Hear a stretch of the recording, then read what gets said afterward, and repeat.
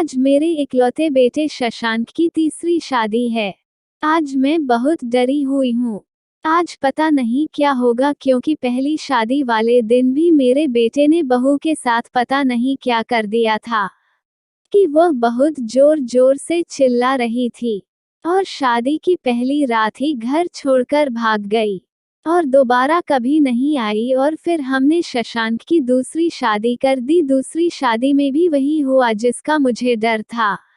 बहू को मैंने अपने बेटे के कमरे में भेजा और सोचा कि अब सब ठीक हो गया है, लेकिन करीब 1 घंटे बाद बहू कमरे से बहुत तेज चिल्लाते हुए बाहर की तरफ भागी। हम लोग उसकी चीखें सुनकर तुरंत बाहर वाले कमरे की तरफ दौड़े और देखा कि बहू बाहर जमीन पर गिरी पड़ी है, बहुत तेज चिल्ला रही है और कुछ देर बाद ही वह बेहोश हो जाती है। हम सब लोग उसको हॉस्पिटल ले जाते हैं और फिर कई घंटे बाद उसको होश आता है। हम बहू से पूछते हैं कि बेटा क्या हुआ था कमरे में जो तुम्हारी ऐसी हालत हो गई, लेकिन वह कुछ भी नहीं बोलती है और डॉक्टर कहते हैं कि आप अपनी बेटी को ले जा सकते हैं।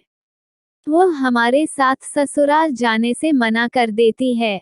वो अपने मायके चली जाती है और कहती है कि मैं आज के बाद आपके यहाँ कभी नहीं आऊंगी। मेरे तो समझ में ही नहीं आता है कि अब मैं क्या करूं। अपने बेटे से पूछती हूँ तो वह कुछ बोलता ही नहीं है और बातें टाल देता है। जब ज्यादा फोर्स करो तो वह घर छोड़कर चला जाता है। इसी राज से पर्दा उठाने के लिए आज मैं अपने बेटे की तीसरी शादी कर रही हूँ। मैं देखना चाहती हूँ कि आखिर उस कमरे में होता क्या है जो बहू दोबारा उस कमरे में जाने को तैयार नहीं होती है। आखिर मेरा बेटा उनके साथ करता क्या है।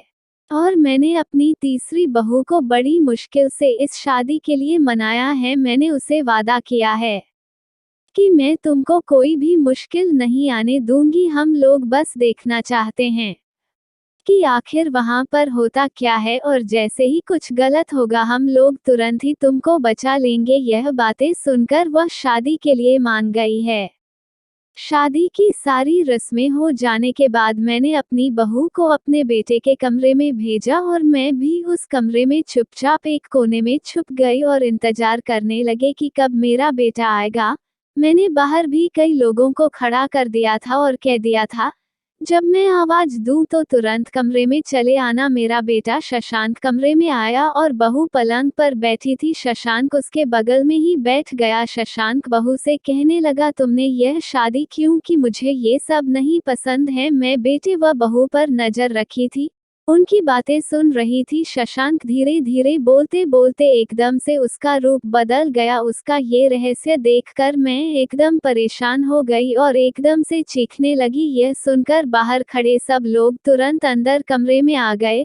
उन्होंने तुरंत बहू को कमरे से बाहर ले गए और शशांक को जोर से पकड़ लिया। आज अपने बेटे का सच जानकर मैं बहुत शर्मिंदा हूँ।